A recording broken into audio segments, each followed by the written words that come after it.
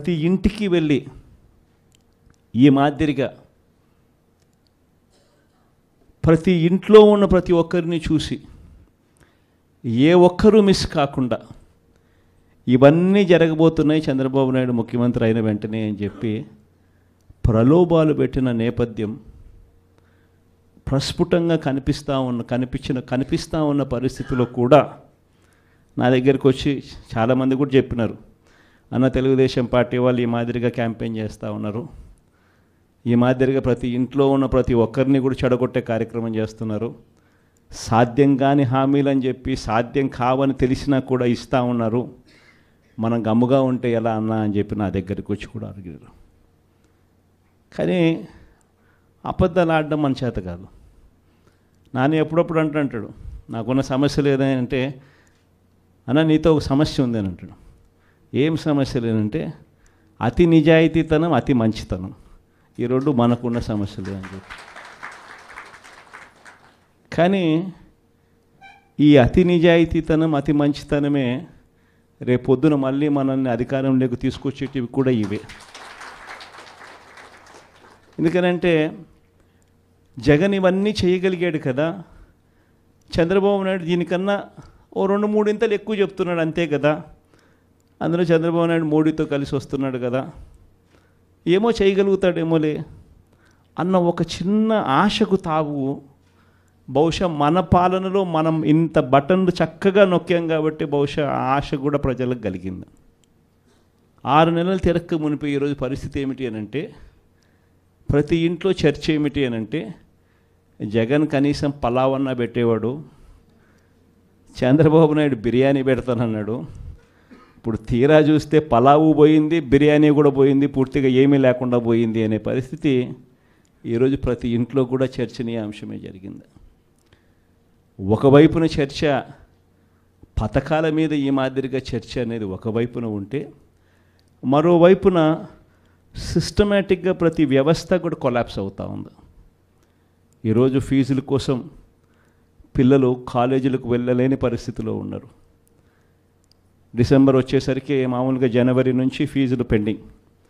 మన హయాంలో ప్రతి క్వార్టర్, ప్రతి 3 నెలలు అయిపోయిన వెంటనే, ప్రతి త్రైమాసికం అయిపోయిన వెంటనే ఒక నెల ఇన్స్పెక్షన్కు తావిచ్చి మరుసటి నెల ఇచ్చే పరిస్థితి. ఈరోజు జనవరి నుంచి ఫిబ్రవరి, మార్చికి సంబంధించిన ఫీజులు ఏప్రిల్లో వెరిఫికేషన్ చేసి మేలో ఇచ్చే పరిస్థితి మన హయాంలో.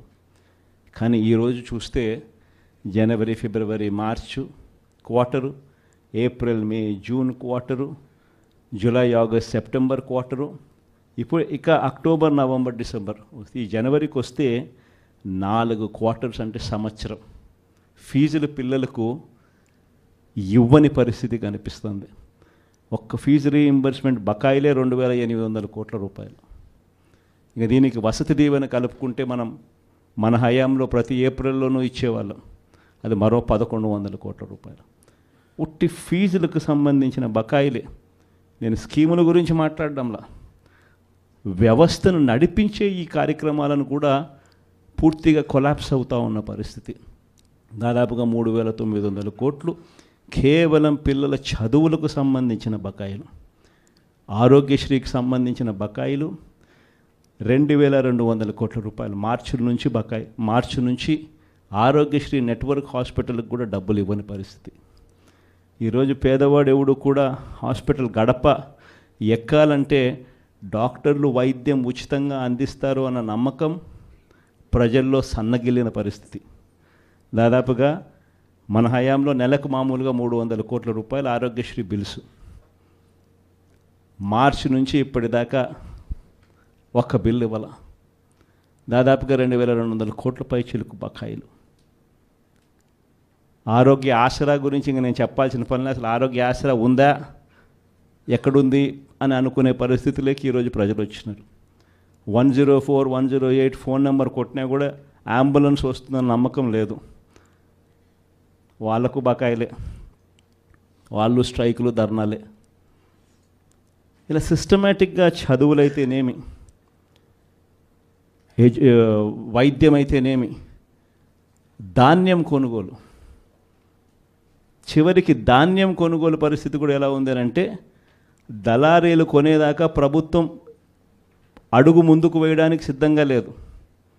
ఈరోజు ధాన్యం కొనుగోలుకు ఎంఎస్పి 1720 రూపాయలు అయితే ఈరోజు రైతులు 300 రూపాయలు తక్కువ రేటుకు ఇదే మీ కృష్ణా జిల్లాలోనే అమ్ముకునే పరిస్థితుల్లో ఈరోజు రైతులు ఉన్నారు.